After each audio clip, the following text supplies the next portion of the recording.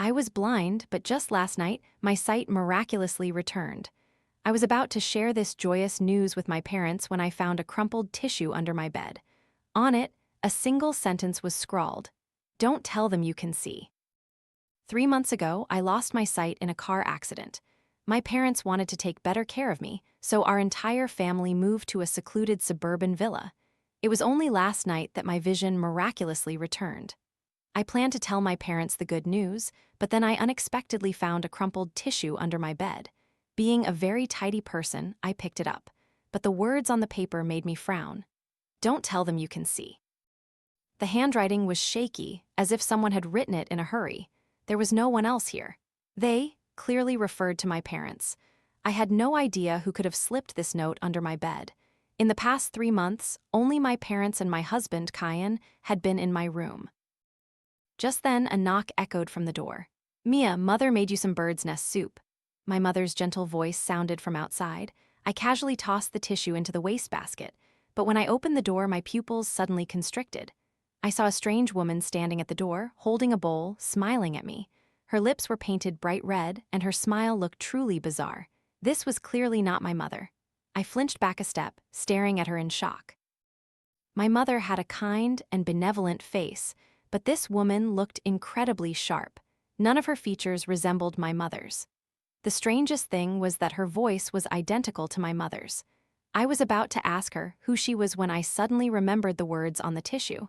"I can't let them find out I can see." "Mia, what's wrong? Are you feeling unwell?" The woman approached me, looking worried. "Mother, just leave the bird's nest soup here. I'll eat it later." I fumbled my way to the bed and slowly sat down. "Mia, the bird's nest soup is still hot. How about mother feeds you?" she said. I immediately refused. "Mother, I'm a little sleepy. I'll eat it when it cools down." She nodded, said nothing more, and left. The moment she closed the door, I breathed a sigh of relief. My back was drenched in cold sweat. Where is my real mother? Who is this woman? Overwhelmed with worry for my mother, I opened the door and stepped out. This was the first time I clearly saw where I was: a spacious 2-story villa. From the second floor, I could see a man sitting on the sofa with his back to me, reading a newspaper.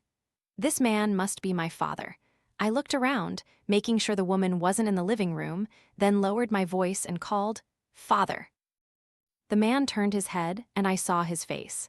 In that instant, terror gripped me, because the face I saw wasn't my familiar father's, but a completely strange one. "Mia, what's the matter?" But from the man's mouth came my father's voice. I forced a smile. "Nothing, father." The woman peeked her head out from the adjacent room, her bright red lips spreading into an exaggerated smile. "Mia, didn't you just say you wanted to sleep for a bit?" "I'm not sleepy anymore, mother," I said, smiling. "Then shall mother feed you the bird's nest soup?" The woman brought the bowl of bird's nest soup from the room, spoon by spoon, feeding me. All the while, I was incredibly tense, terrified she would discover I could see. But luckily, she didn't notice anything unusual.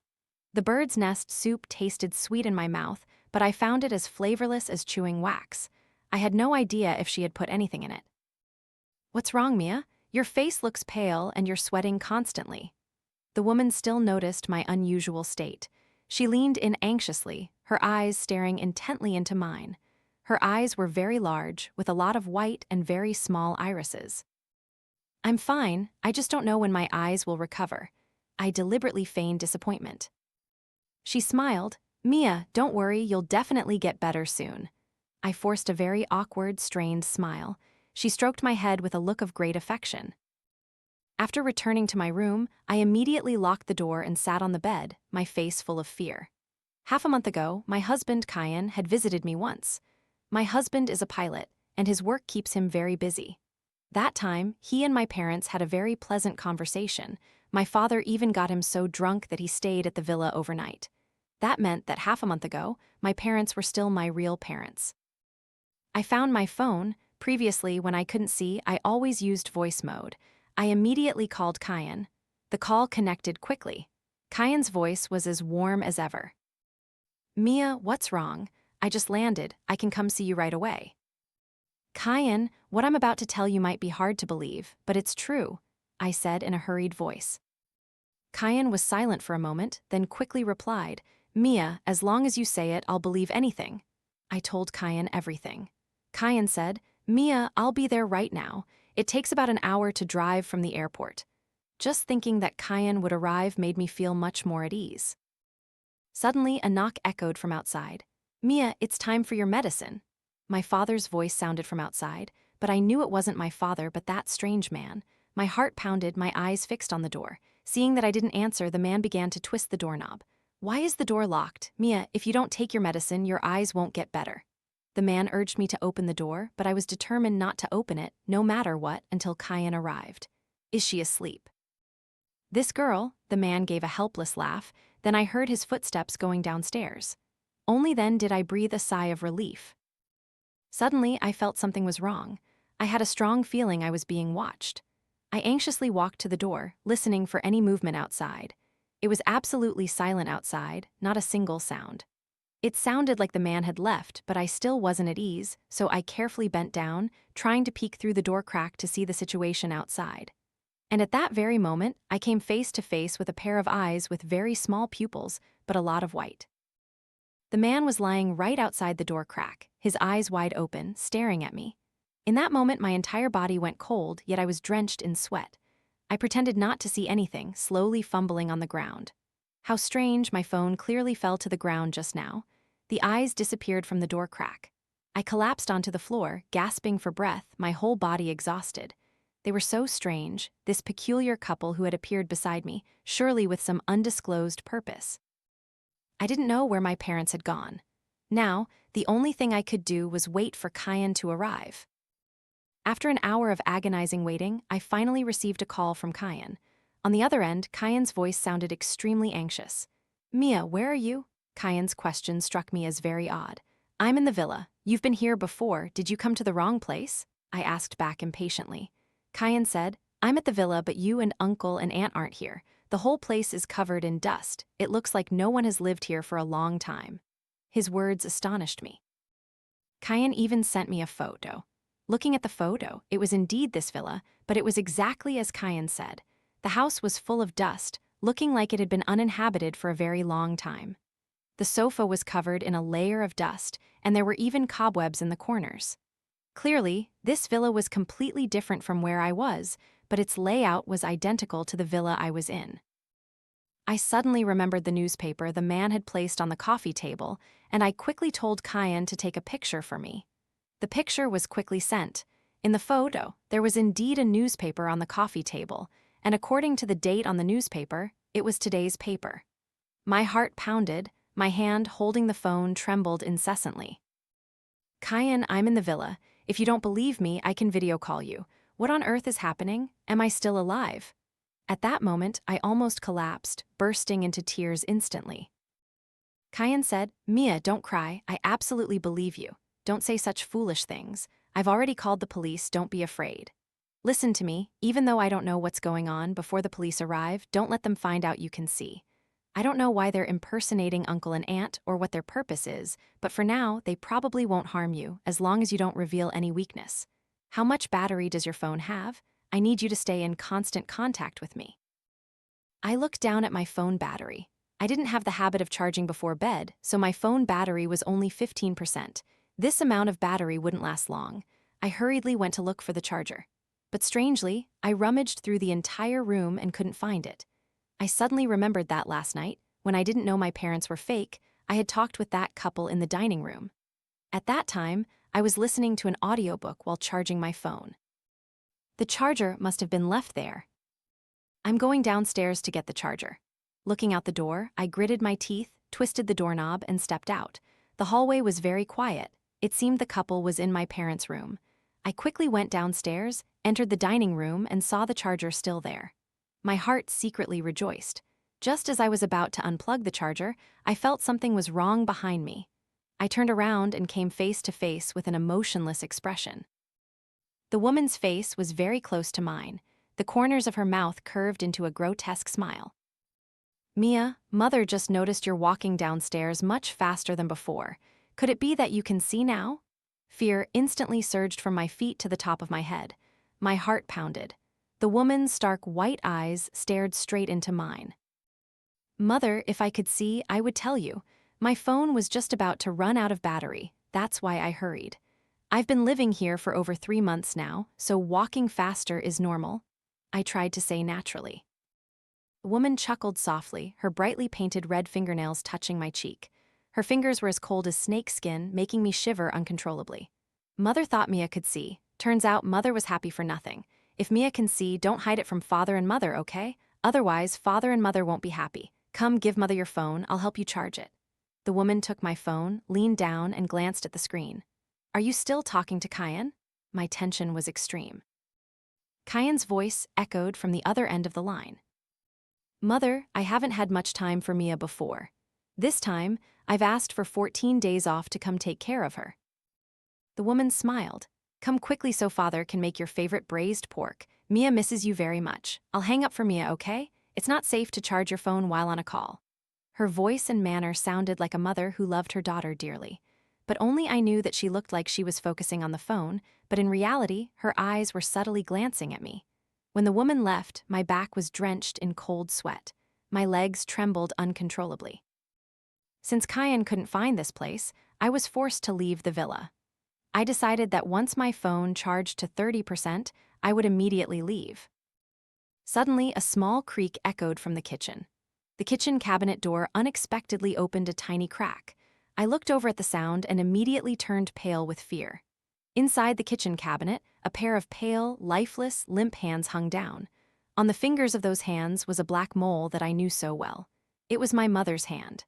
My eyes turned red, my entire body trembling, as I took one step after another closer to the kitchen cabinet. These hands were icy cold, even beginning to turn blue. A quick glance was enough to know they weren't the hands of a living person. My mother wasn't missing, she had been harmed. This couple had murdered my mother and hidden her body here. In that moment, my first reaction was to run. But when I turned around, I saw the man smiling and walking towards me from the opposite direction. His gaze initially rested on the arm protruding from the kitchen cabinet, then suddenly stared at me. Mia, what are you doing here? Your eyes are so red, it looks like you've been crying. His voice was full of concern, but I clearly saw him pick up a sharp fruit knife from the knife rack nearby. The man, holding the knife, advanced towards me. Suddenly, he raised the knife and lunged straight at my eyes. The tip of the knife stopped just 1 centimeter from my eye. In this moment, my will to survive ignited fiercely. There was only one thought in my head. I cannot let them discover I can see. Seeing that my eyes didn't even blink, as if I hadn't seen the fruit knife in front of me, the man slowly lowered the knife. Mia, your mother said Kian is coming soon. Father will make his favorite braised pork. The man smiled and put down the knife, then I saw him open the kitchen cabinet. What rolled out from it made me freeze in terror. It was my mother's head. Her wide-open eyes stared blankly at me. I almost screamed, but I still had to pretend not to see anything. I smiled at the man. Yes, Father. But the next scene horrified and enraged me even more. The man pulled out the cabinet and my mother's body rolled out. He dragged the body out and placed it on the table like an object. Father just slaughtered a big black pig. Kian will have a delicious meal tonight. I stared at the man. He flashed an evil smile at me. Then he raised the knife and brought it down forcefully. My stomach churned with immense sorrow and despair.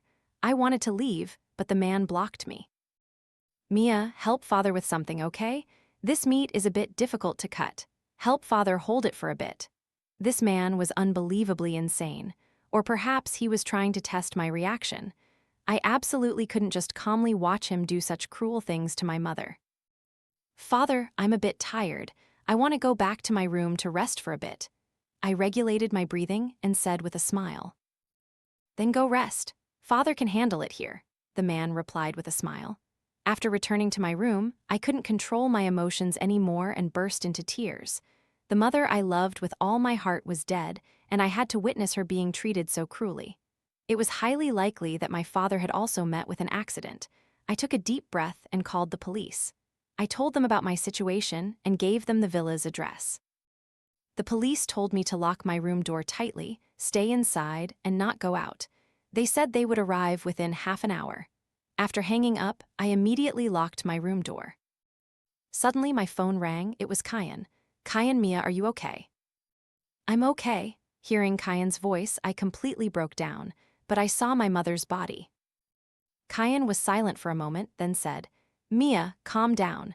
I know you're very distressed right now, but the most important thing is to ensure your safety." That's right, Kian is not wrong. Now is not the time for sadness. The police would arrive in half an hour. During this time, I had to ensure my own safety. Suddenly, I heard footsteps coming up the stairs, and a man's voice echoed from behind the door. "Mia, father has finished making the braised pork. Come down and try some." Hearing the man's words, I was incredibly angry. I stared intently at the door. "Father, I don't want to eat right now." Immediately after, a woman's voice also sounded from outside the door. "Mia, come out here so mother can help you massage your eyes, okay? The doctor said to massage them often to promote blood circulation." "Mother, I want to be alone for a bit," I said anxiously. At this moment, I heard the sound of a key being inserted into the lock. That woman had a key to my room. As the doorknob turned, I immediately hid under the bed. Under the bed slats, someone had written lines and lines of words in black pen, but I didn't have time to look closely. I just heard a creak and the door opened. "Mia, where are you? You're an adult now, still playing hide-and-seek with mother and father?" The woman's voice sounded incredibly bizarre. I covered my mouth, holding my breath, not daring to make even the slightest sound. The closet door was opened and the bathroom door was also opened. I huddled in a corner, continuously praying they wouldn't find me, but my prayers were useless.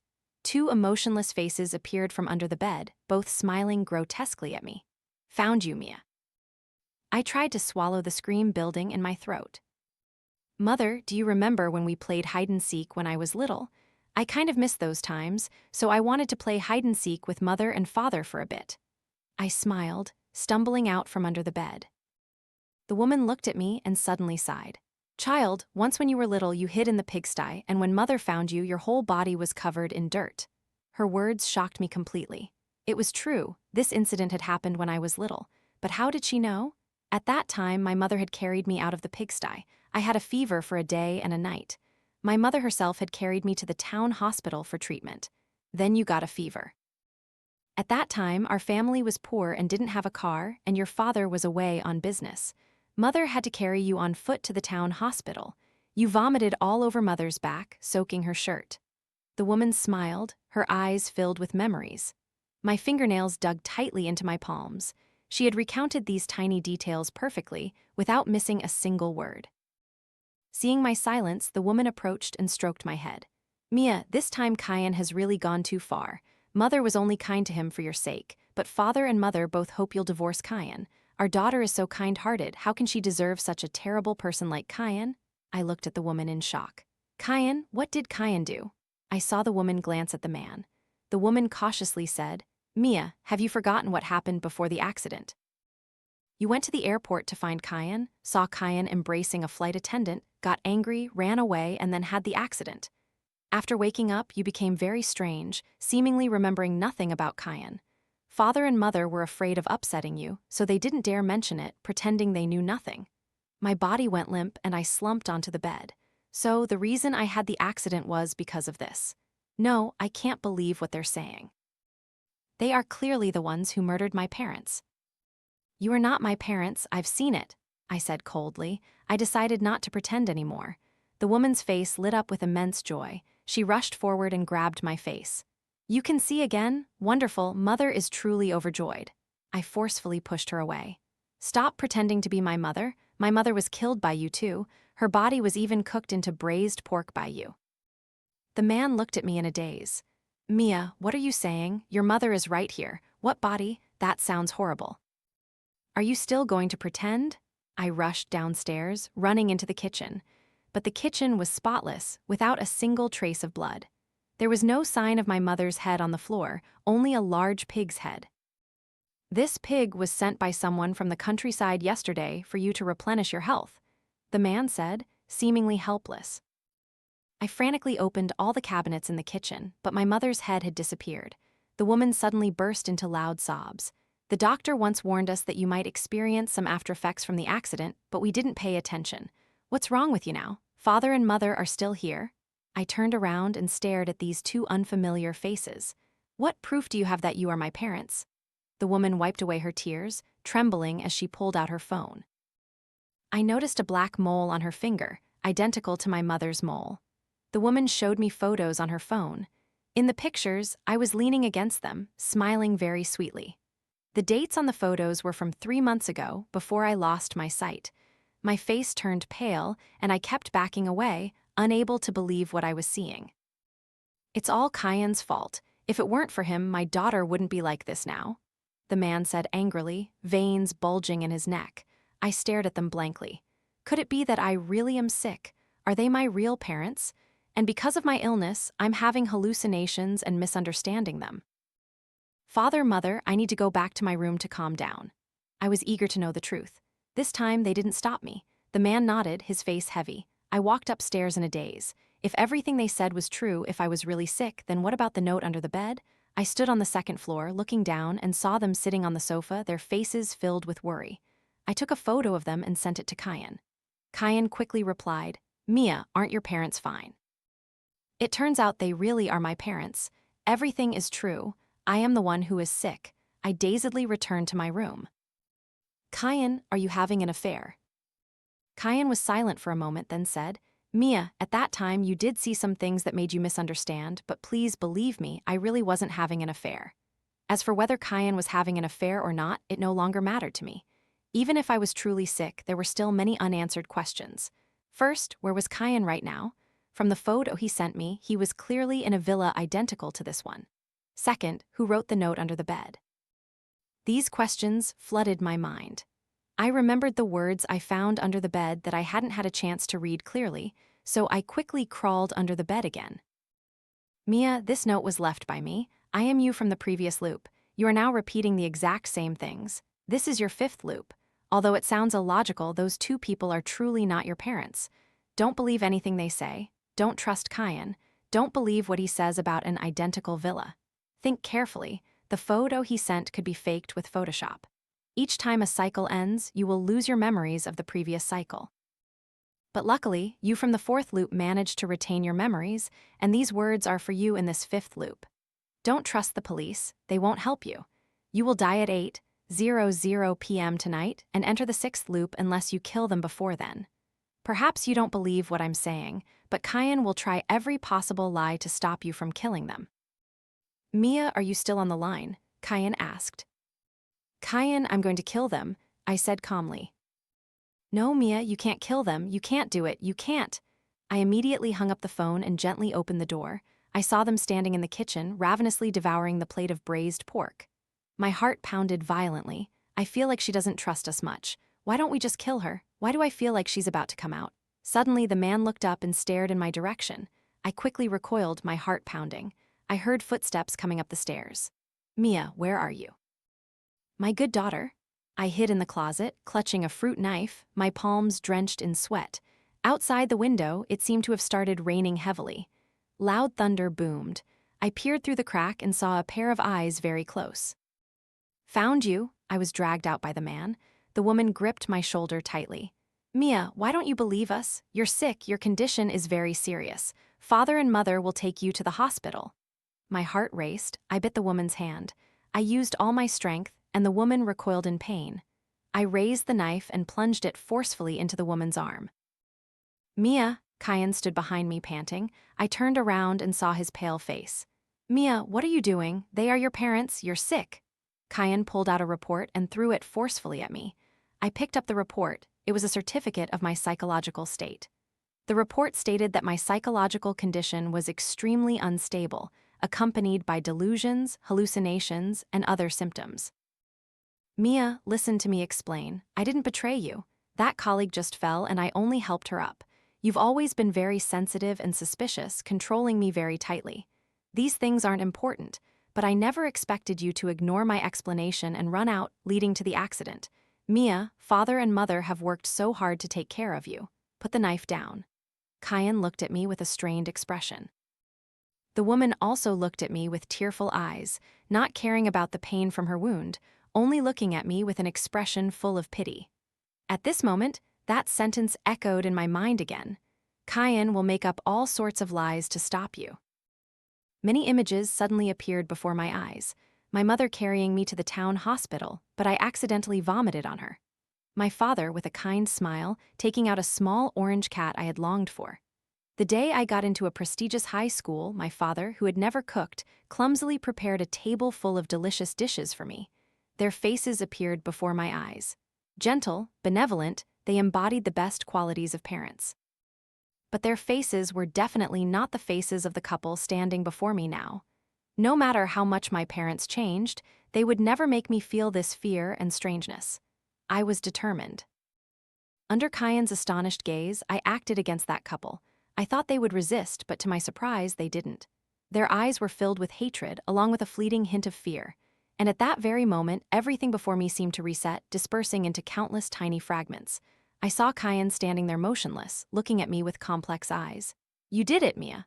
From his mouth, my own voice emerged. Finally, Kian also disappeared. Before me appeared my parents, my real parents. They held hands, smiling at me. Our daughter did it. Uncontrollable tears streamed from my eyes. Finally, they too dissolved into small fragments and vanished before me. "Dr. Kian, Mia Tan has woken up." Kian took off his glasses and smiled. In her 5th hypnosis session, she successfully overcame herself. What is her current state of mind? She keeps crying, perhaps she hasn't adapted yet. Let her calm down a bit. Let's review Mia Tan's treatment process. Mia Tan, female, 26 years old, sensitive and timid personality, a people pleaser. 6 months ago, Mia Tan went on vacation with her parents to a suburban villa. It was at that time that Mia Tan experienced the nightmare of her life. Lee Dakyang and Wang Qiulan. This couple, who would stop at nothing, were major criminals wanted by the police. While on the run, they saw a rather nice car parked at the villa's entrance and conceived the idea of robbery. Lee Dakyang and Wang Qiulan broke into the villa. It was the middle of the night, and Mia Tan and her parents were all sound asleep.